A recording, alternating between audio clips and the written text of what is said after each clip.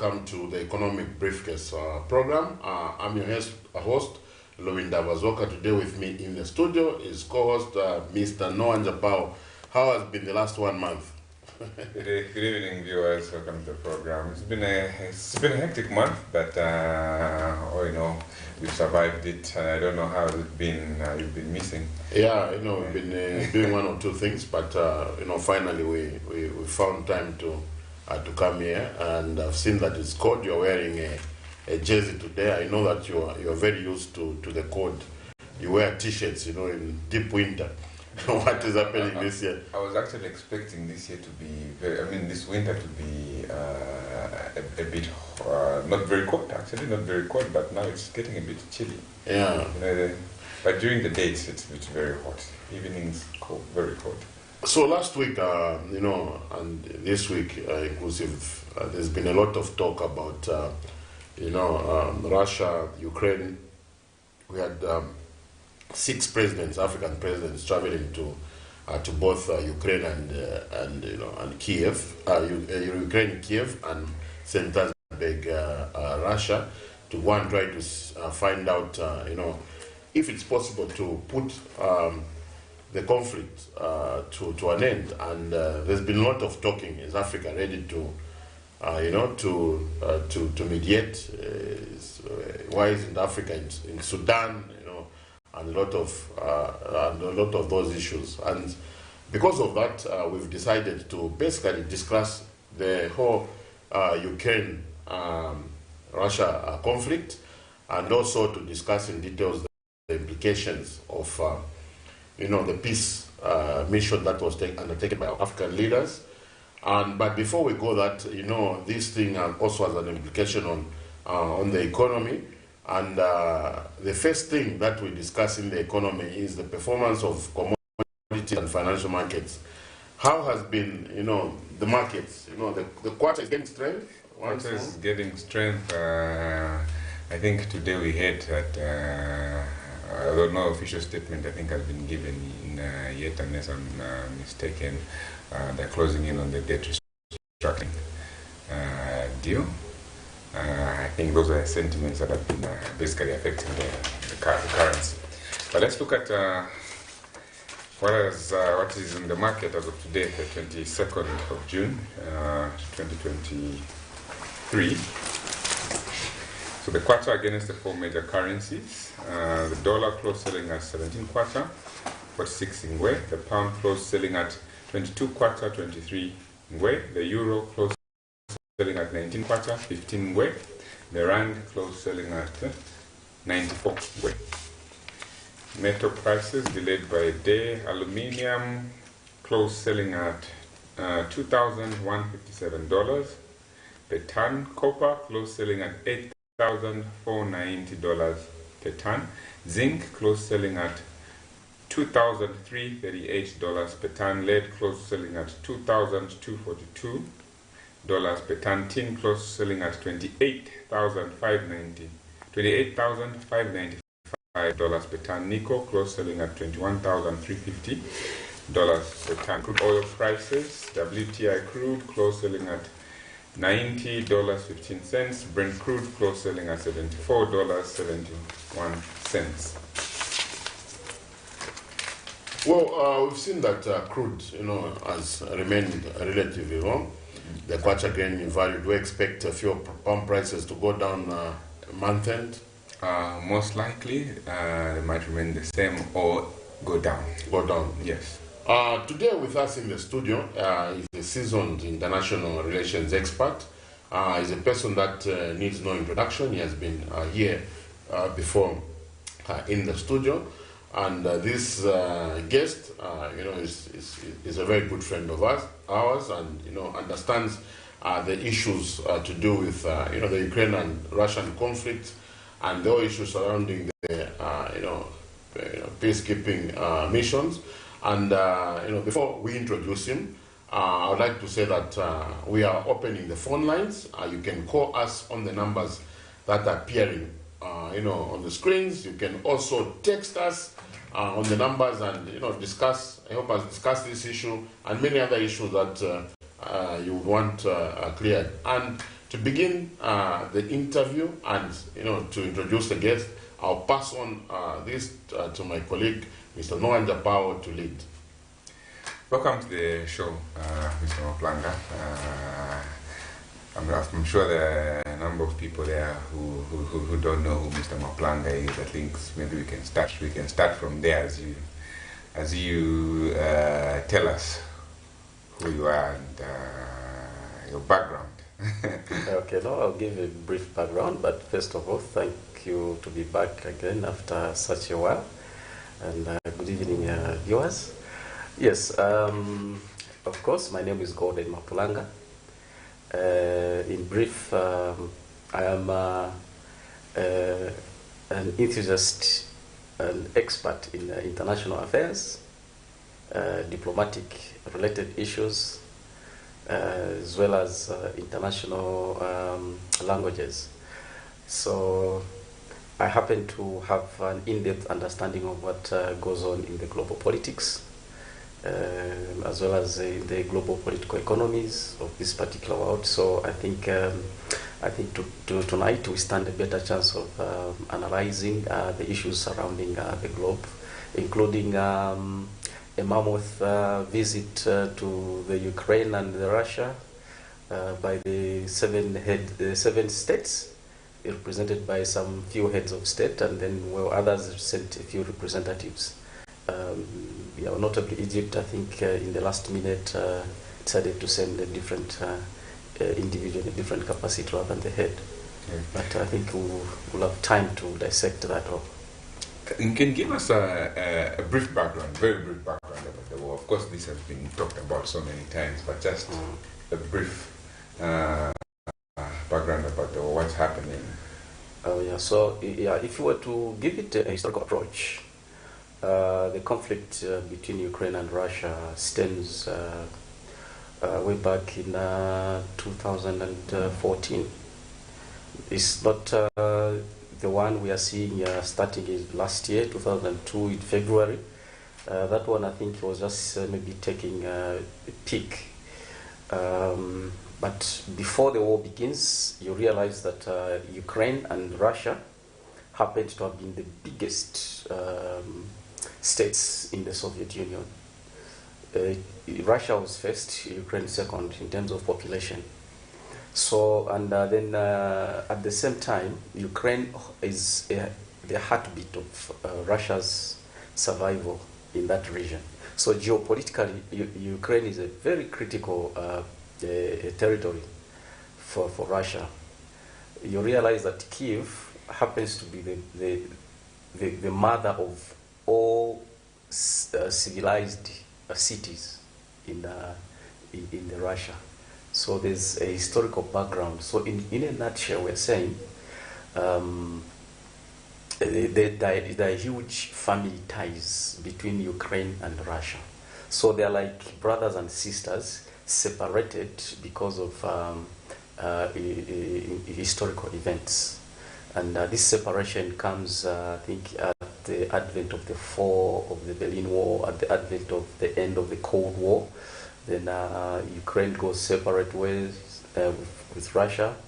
And you realize that historically, Russia has had its economic backbone in Ukraine.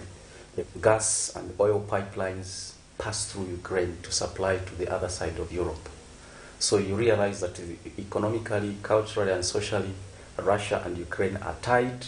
And apart from that, there are a lot of Russian-speaking people within Ukraine. And so, what's the major cause of this conflict? Yes. So the major cause now comes to, of course, it comes to the disturbance given to the history between the two territories. According to Putin, he says the conflict begins in 2014 after what he terms as a coup d'etat, where there was a regime change championed by the Orange Revolutionists. After the change of the regime, and you realize that the regime that comes to be pro-West rather than pro-Russia, that becomes a problem for Putin, because he says there is interest. What are the legitimate interests that Russia has in Ukraine? You realize that part of the legitimate interests are the populations, the Russian-speaking Ukrainians or Russians themselves that reside in Ukrainian territories. And that now culminated into the annexing of Crimea. And that, but by the way, Crimea historically was part of Russia, except that in 1954, Nikita Khrushchev hands it over to Ukraine for the purpose of brotherhood, to cement ties, family ties. But at the end of the Cold War, that becomes a problem because there are a lot of Russians within the territory of Ukraine, and there are also other territories like in the Donbass region. Also, there are also other Russians there. So now, when the regime that is pro-West comes to power in Ukraine, that raises, it brings insecurity between Russia and Ukraine as regards the territorial boundaries. So the territorial integrity of Russia becomes under threat in that Ukraine begins to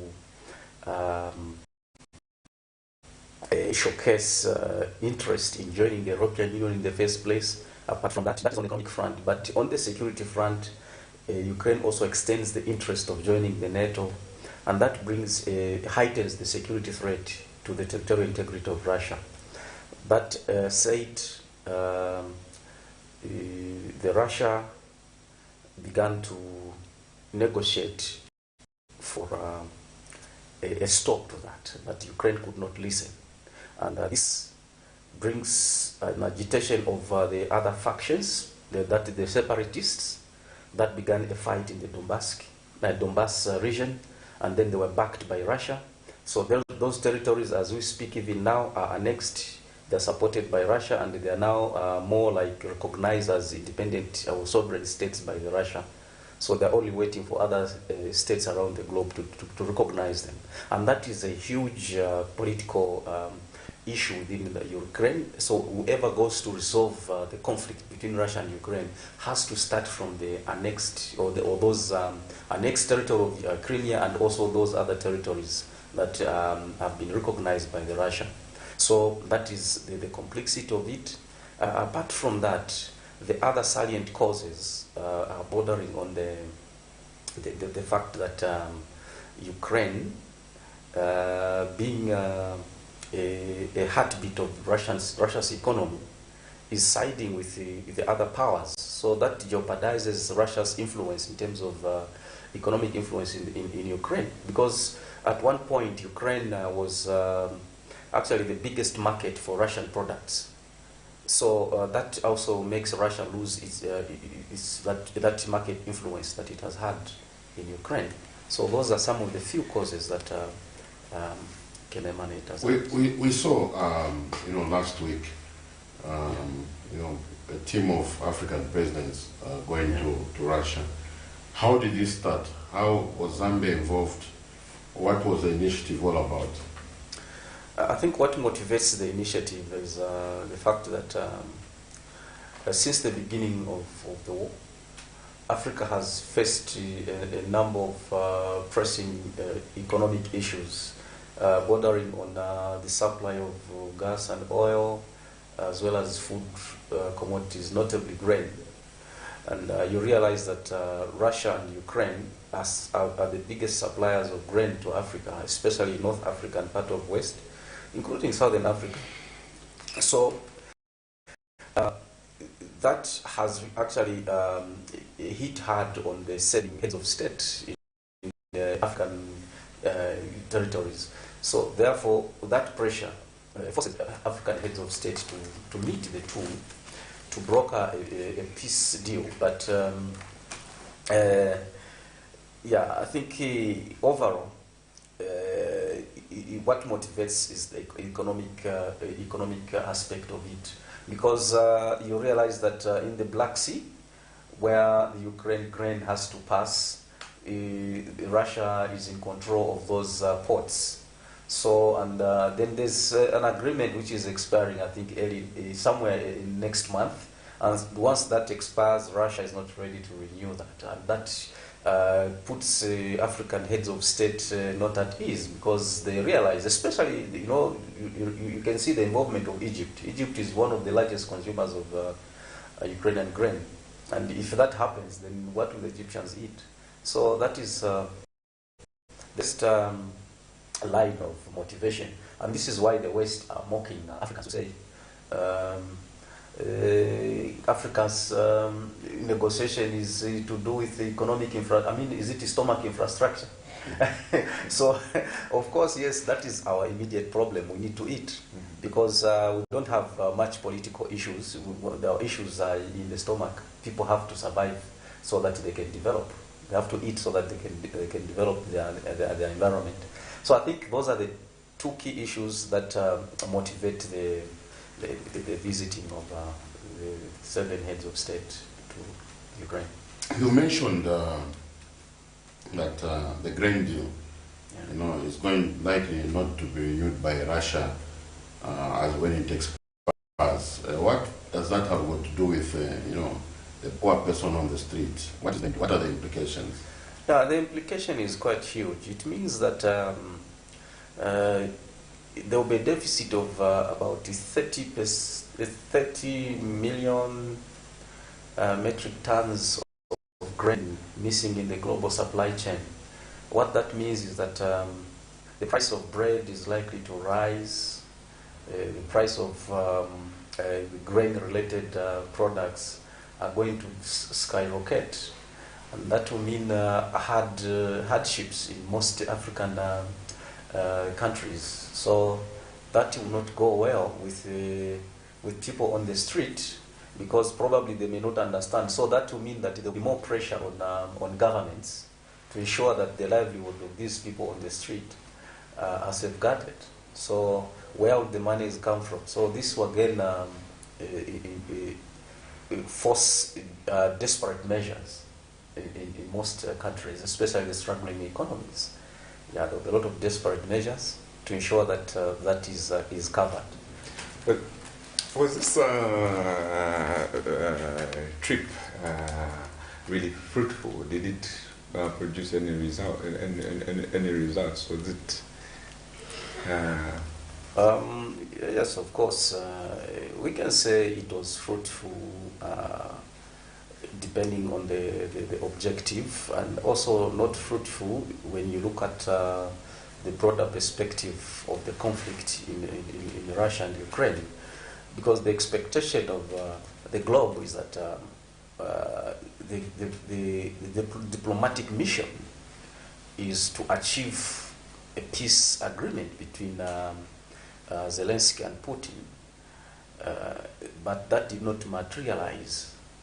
However, what is important to note is that that particular mission was, maybe we can term it as a primary move to achieving what we call a golden bridge, which is a diplomatic solution to ensure that none of the parties feels they have lost something, but both should feel they have gained as they come out of this conflict. But how to ensure that happens, it requires steps. So that could have been the first step, and the first step was quite fruitful in the sense that the delegation first met Zelensky successively, and they spoke, they listened to the submissions of Zelensky, his legitimate interests, where he had an opportunity to address the delegation to say what I want is ABCD, including the prisoners of war, also the children,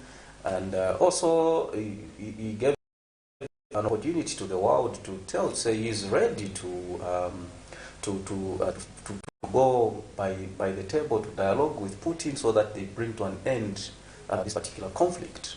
So that gave an opportunity to the world to listen to what Zelensky had to say. But again, that also gave an opportunity to President Putin to understand what are the legitimate interests that are troubling Zelensky, so that he can find a solution, because he is actually on top of Zelensky. But again, on the other hand, they meet Putin again. They also listen to his side. So for me, that is a success, because both the delegation listens to both sides, which is the primary stage of brokering a peace deal and creating a golden bridge in future. So that means that the delegation has now primary information as regard to the conflict to some extent, as regard to the issues that are boiling between the two heads of state. And in regards to the grain, was there any assurance given that there won't be any shortages, there won't be any blockades in the Black Sea? You see, Putin is trying to stand hard. Since that's one of the goals, yes, that were there, one of the agendas of our African leaders. For Putin, this is an opportunity for him to ensure that he gets what he wants. He wants to put Ukraine to the corner, the tightest corner, okay, so that Ukraine responds to what he really wants. So whatever advantages Zelensky at the moment is what Putin is sealing. So he knows that Zelensky's connection to the outside world is the economic front, because he has no much political influence on the globe. What he has is the economic influence. So Putin has to block that. And as much as he puts pressure on the economic bloc on Zelensky, he also affects the rest of the world. So that means that Putin wants to use the rest of the world, the Africans, for example, to put more pressure on Zelensky, so that Zelensky responds to Putin's needs. And this is what Putin wants. And it gives him an advantage, and such that he has more leverage on everyone now, because he knows that everyone is vulnerable, but him is okay. Him is all right.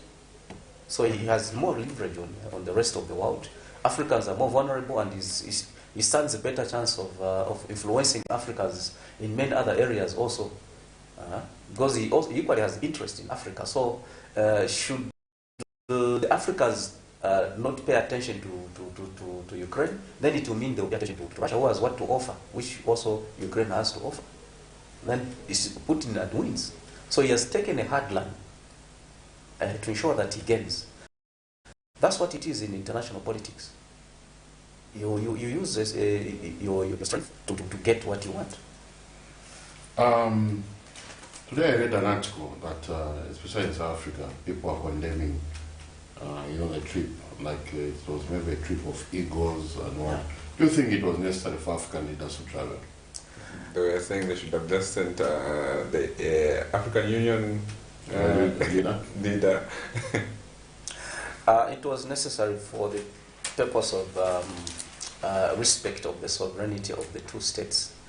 I don't think they would have been received in the same manner as the heads of state have been received by the two heads of state, that is Putin and Zelensky. I think for the purpose of diplomatic respect and sovereignty, it was very necessary. And truthfully speaking, Africa needs Russia and Ukraine in many respects, and that should also trigger an importance of the heads of state going there. Except that we must also understand that Africa approaches this particular issue on the basis, on the context of neutrality.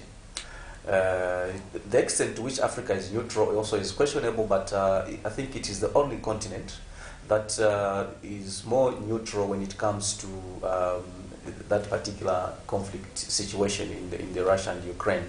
Because when you talk of the West, it is difficult for them to broker a peace accord. The Asia also, there's also interest, so they cannot trust maybe, for example, the Chinese hegemony to come and broker a peace accord. But Africa comes in as a neutral facility to facilitate the peace. Their own interests. Yes, of course. We in international space, international affairs, every state goes there with their own personal interest. For example, if you narrow it down now to individual heads of state, much as though they went as a group, they were representing Africa, yes, but also representing their sovereign interest. South Africa, I think the president of South Africa is under pressure domestically, and this is why they are condemning it. Domestically has lost popularity, and look, there's also an accusation of South Africa supplying arms to Russia. So he wants also to clear that image. Say, no, we're not for the war. Remember, this is more like a shift. South Africa is part of the BRICS. It's part of the BRICS, yes. So it raises suspicion. This is why it is easy to accuse South Africa to say you're supplying arms to Russia. But again, South African president wants to come out smart, say, no, we're not doing this, and we're not for the war, because war at one point should come to an end. So there's a shift in position by South Africa, the earlier position given when the voting was taking place at the General Assembly, the UN. So that tells me to say South Africa is shifting its political position towards the war. And when it comes now to, for example, Zambia, what are the benefits? What is the purpose of Zambia going there? I think it is critical that Zambia does that because, look, like I've said before, Zambia stands on the basis of economic development. That's the economic, the foreign policy basis for Zambia.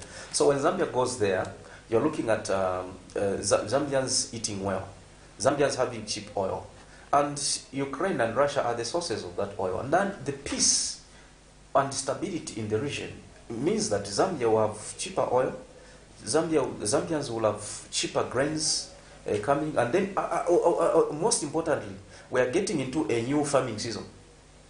And the two countries are the largest producers of fertilizer, and Zambia is the largest consumer of fertilizer, one of the largest consumers of fertilizer when it comes to farming.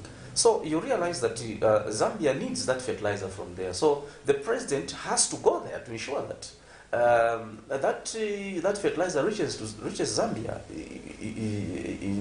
in good time before the onset of the farming season. So it is very critical that the president gets there in an individual capacity, but it takes advantage of going there as a group. So it is critical that the heads of state go there. You're talking about Egypt. Egypt has to go there because they rely on the grain from there. And it is important for the people of Egypt. It may not be necessary for the other citizens of different African states, but for the Egyptians it's critical. So I think all the states there have an individual sovereign interest within the entourage. You're watching Economic Briefcase on Camnet TV. We've opened the phone lines. You can call us and participate in our program on the numbers that are appearing on the screen. You can also send us text messages. We'll be able to, to read them. Director, do we have any messages for now?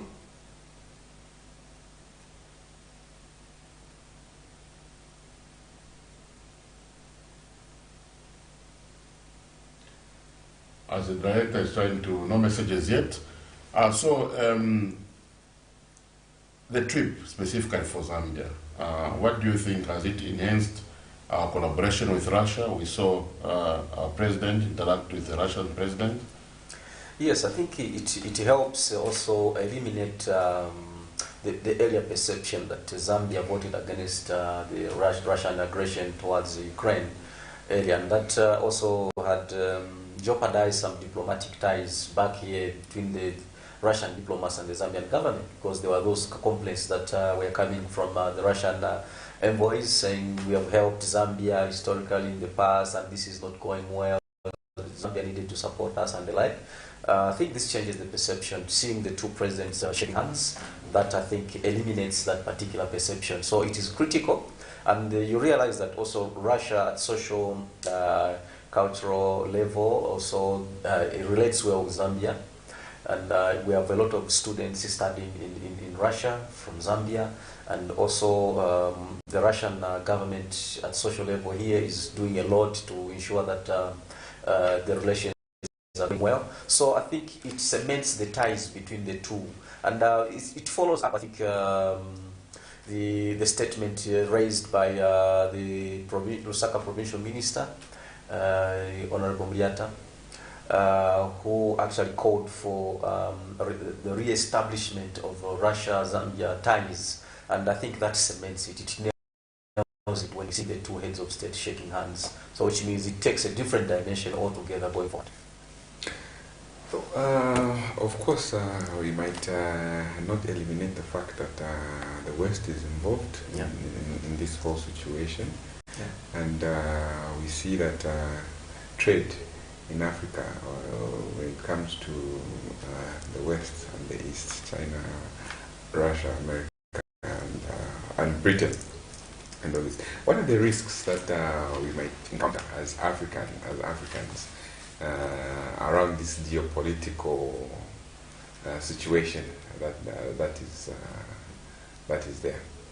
Actually, the huge risk is on the Western world themselves. They have a lot to lose at the moment, so they are agitated by seeing African heads of state going towards the East, a part of Europe, to seek diplomatic ties. Because for me, the African heads of state did not just go there to end the war. They know that they're not in the proper capacity to broker a peace accord, because you can see the complexity of the issues surrounding the conflict.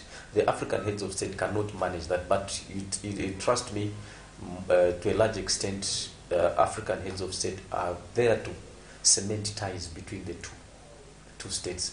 Now, this is the Asian hegemony, China. So you realize that the beneficiaries of this particular move is Asia and Eastern Europe. And who loses? It's Western Europe and the Western allies. So when it comes to trade, you realize that most African countries now are trading more with the eastern part of the world than the West, because of those trade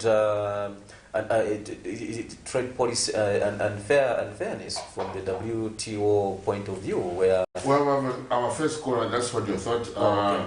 Your name and where you're calling from? Hello, good evening. Good evening.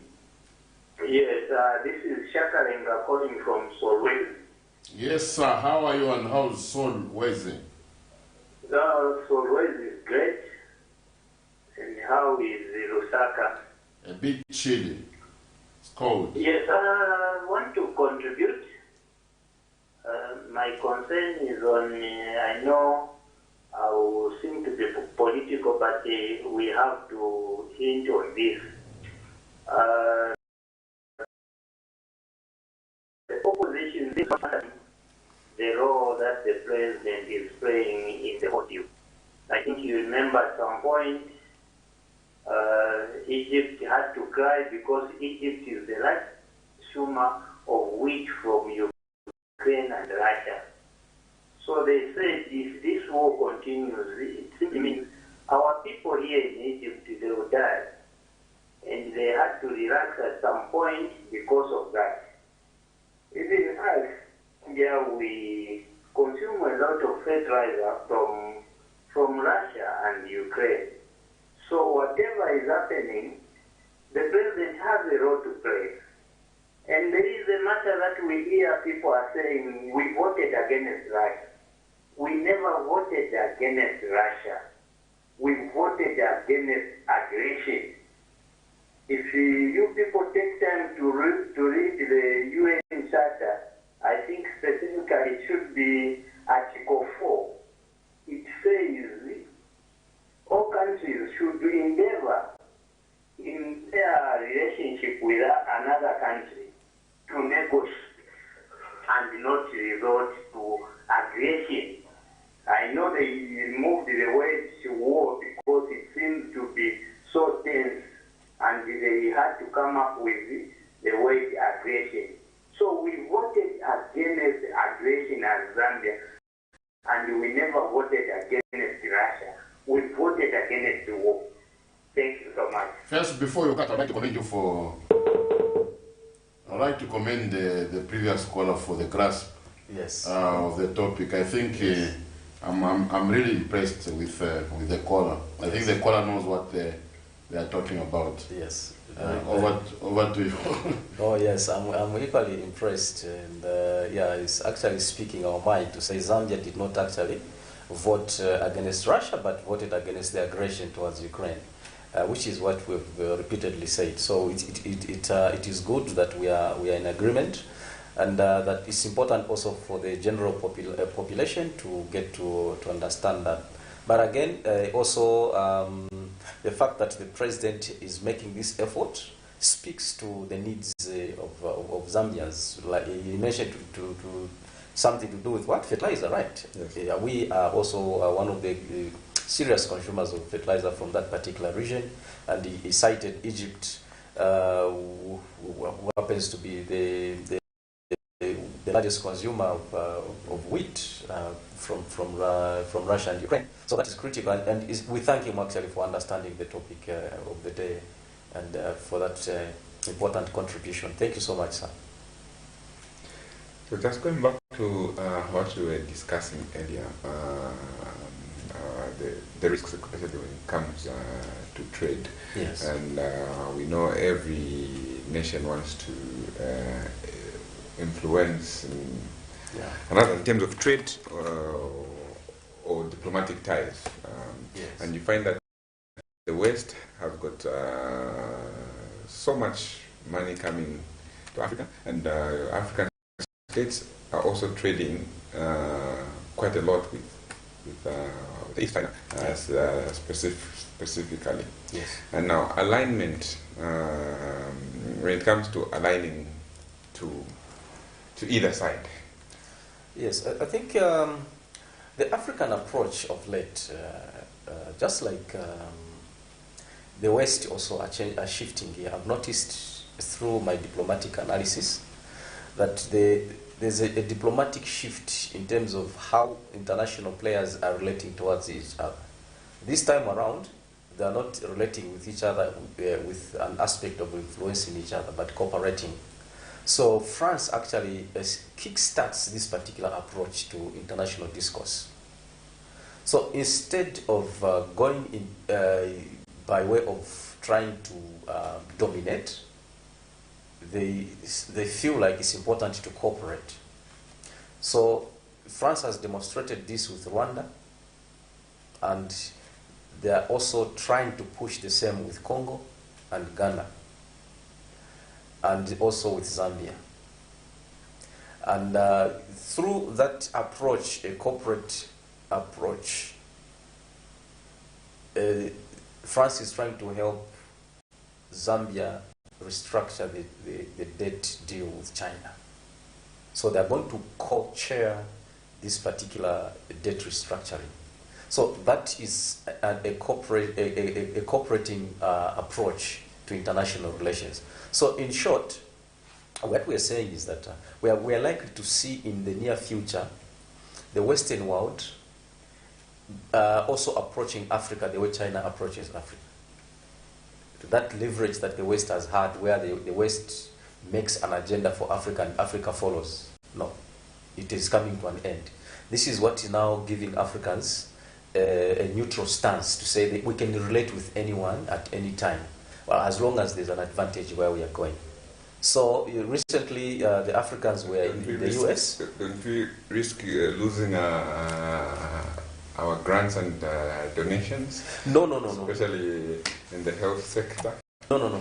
Based on the corporate approach, the corporate approach in diplomatic relations, the West will not stop giving aid to Africa because they need Africa as well. They cannot withdraw. If they did withdraw, there's a call. Your name and where you calling from? This is Shakaran again from Solwez. You wanted to ask something. No, before I could cut. We were just trying to commend you for the grasp of the topic. I think you know this topic very well, and for us it's very, very good to interact with with such viewers? Okay, because if I can assure you to say, as the people of Northwestern, especially in terms of debt restructuring, I remember on a certain platform I said, for us, I think development is tied to the debt restructuring. Then for other provinces like Copperbelt, then their development is tied to PPP. So for us, the people of Northwestern, we are so much eager to see that the debt restructuring is done, so that when it passes, we know that the resources that are supposed to go towards repaying the debt will come into the development of our roads and other infrastructure in Northwest. And no wonder we are keenly following whatever the president is doing, so that when the debt restructuring is done, we can now start pressing the government to say, since we have the restructuring of the debt, why can certain monies be brought to Northwest so that we can achieve certain amenities that we don't have here in Northwest? Thank you so much. Thank you. Thank you. I read an article from the French president that he wanted to address the BRICS summit, meaning he wanted him to be invited to attend BRICS. What's that all about? Oh yes, so it's like I put it earlier, say France has kickstarted a new diplomatic approach to international relations, which is the way of cooperating. So instead of influencing, you better join hands. Instead of influencing the other, being on top of the other, you be equal. The advantages you have, you share with the other, so that you move together as winners, not where there's a loser and a winner at the end of the day. So is going by way of what? A golden bridge in diplomatic relations. So this is actually a Chinese approach. China has been using this approach for the last 30 years, where they have gone neutral on politics, but they've gone corporate with the South. So they've been cooperating with the South divide of this globe. So the rich countries, China has been cooperating with them, but has focused more also on the Semitic ties with the least developed countries. And that has helped China also become a global influencer, but without much leverage at political level. So that helps China to develop easily. We have another caller. Yes, your name and where are you calling from? Hello. Yes. Good evening. Good evening. Thank you so much for this important topic. And obviously, all this we recording from Rwanda. Yes, sir. Yeah. I've noticed that it's quite good for our leaders, African leaders, making that effort to travel to Ukraine and Russia. And now I'm looking at, in terms of influence, looking at how that the East, like Europe and America, have got an upper hand on Ukraine. Now, their move for going to see the leader in Ukraine and Russia, I don't know how much influence or positive influence it has on Europe and Russia. And I don't know, maybe you have some comments coming from the West, what they've said about our leaders visiting Ukraine and Russia. Can you kindly maybe comment on this one? Because the East, the Western rather, has got an upper hand in terms of influencing Ukraine and Russia. Thank you. Thank you very much. Oh yes, so yeah, that's a very critical question that requires a well-calculated comment. Yeah, truthfully speaking, the West are not particularly impressed with the fact that the African leaders went and met the two leaders. And because of that, there's a lot of negative comments coming to say Africans do not have that bargaining power to ensure that that war comes to an end. But that is not true. What does Africa bring as a new facet to this particular dimension? If you check, Africa has had the experience of different wars within the continent. So African leaders go there with an experience on how to resolve similar situations over the years. So we take, as Africans, good experience to resolving wars. We also take to the table an aspect of neutrality in resolving the conflict. So actually Africa stands better. So the going of Africa there should be appreciated by Europeans or Americans, if at all they are for the idea that the war comes to an end. If they are not for the idea that the war comes to an end, then it explains why they are not happy with the move. Because it may look simple that Africans went there because probably in the line of sovereignty, Africans are weaker. But when it comes to diplomacy and delicate issues like that, you never know who resolves an issue. So Africans stand a better position to actually bring this war to an end, because look, it is like a child finding you in conflict, and then the child tells you, no, what you're doing is not right. And then you look at yourselves, you're big guys, then you're saying, hey, this is a young child telling us, why should we continue? So you feel ashamed. So actually that gives a lot of pressure. The Africans give a lot of pressure to Zelensky and Putin to rethink their positions. So also it gives pressure to the international community that Africans have been able to do this.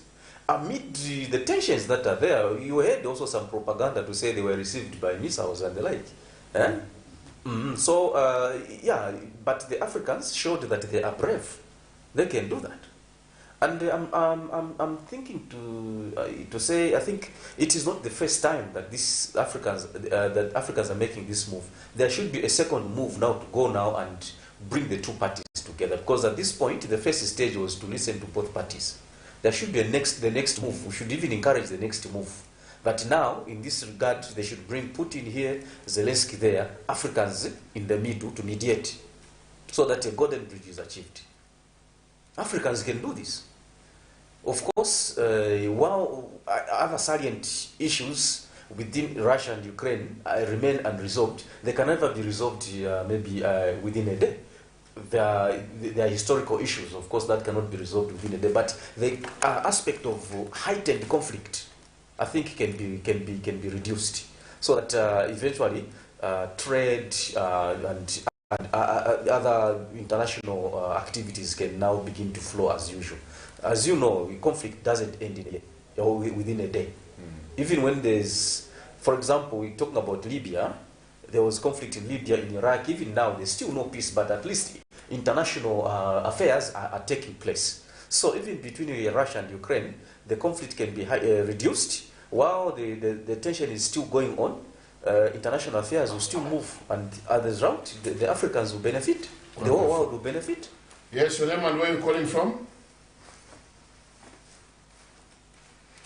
Your name and where are you calling from? I'm calling from Karolosha. Matulanga Clement is my name. Yes, sir. You can go ahead. Karoloshi, Matulanga Clement. Mr. Matulanga, welcome. Thank you for calling.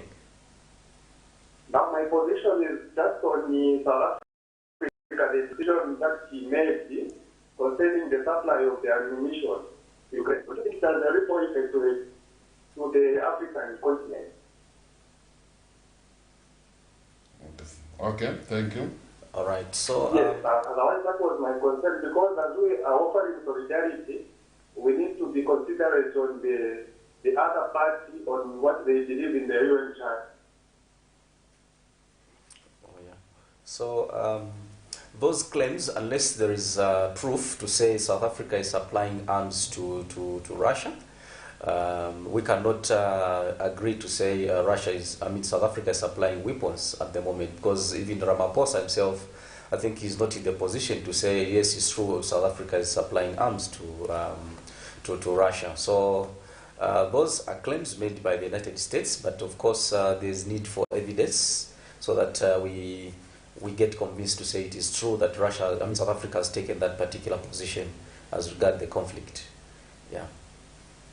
Director, any messages? Africa needs Russia and Ukraine, true, but I think the trip by those guys was needless. We have plenty of problems here needing urgent attention. Look at Sudan. Don't you think we need Sudan also? The picture is like they went to beg for food. Going by what Putin is saying, that he can't let Africa suffer food shortages. Andrew?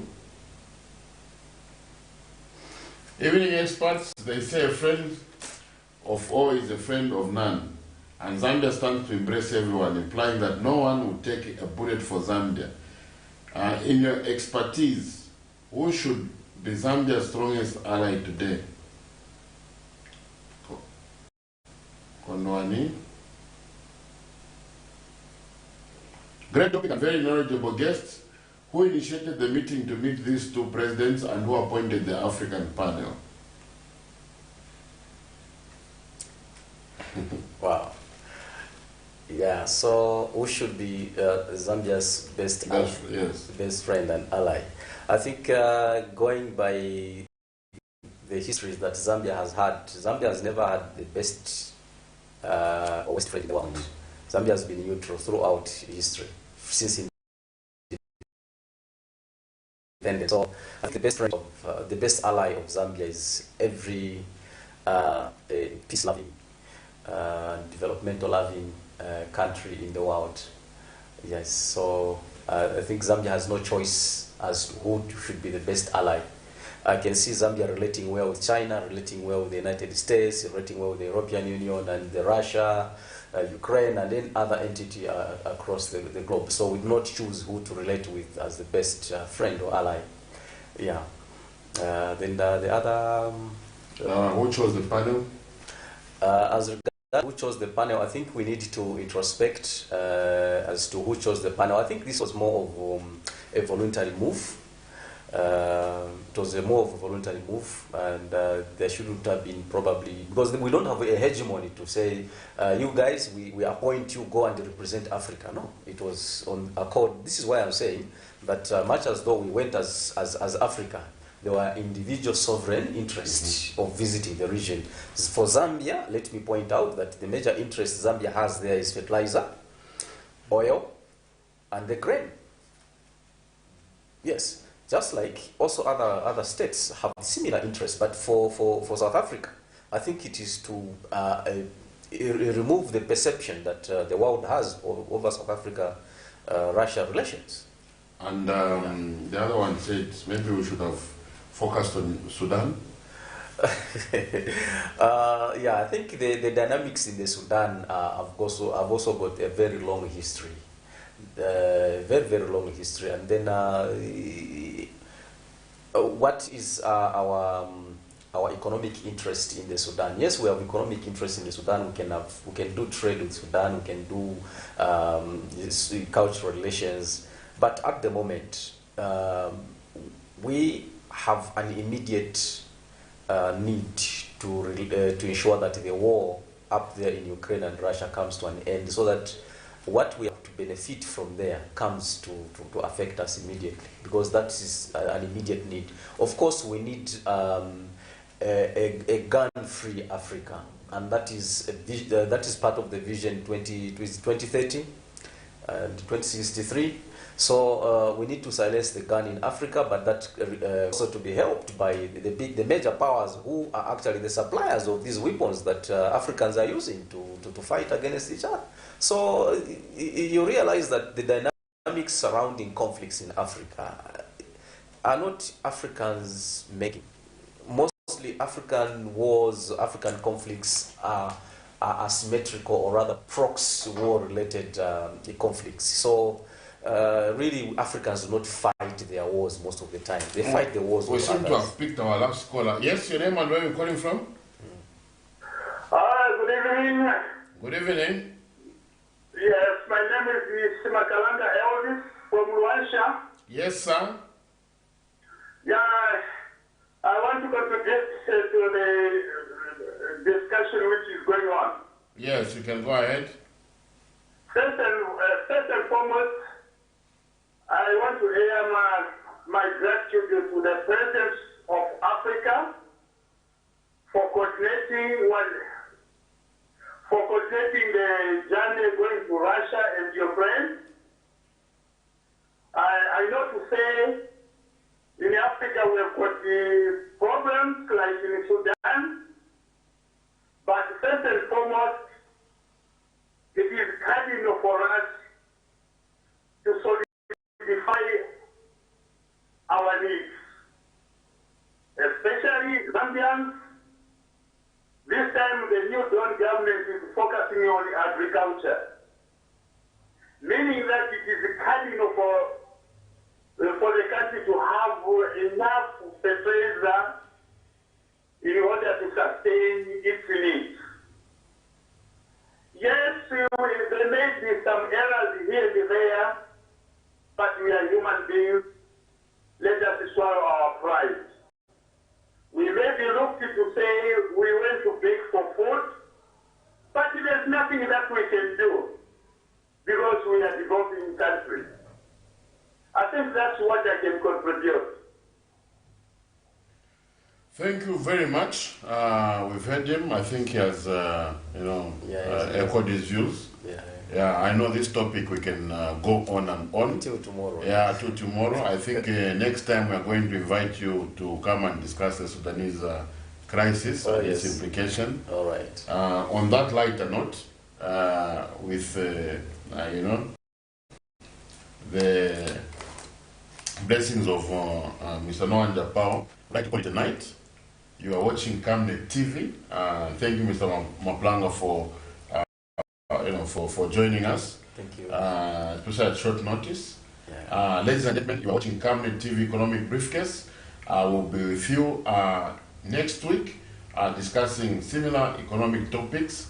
For those that sent in their messages, thank you very much. For the callers, God bless you. For you that are watching us on Facebook, on DSTV Topstar, I'd like to say God bless you, God bless Zambia, God bless your countries, and wish you good luck. See you next week. Bye-bye. Wow.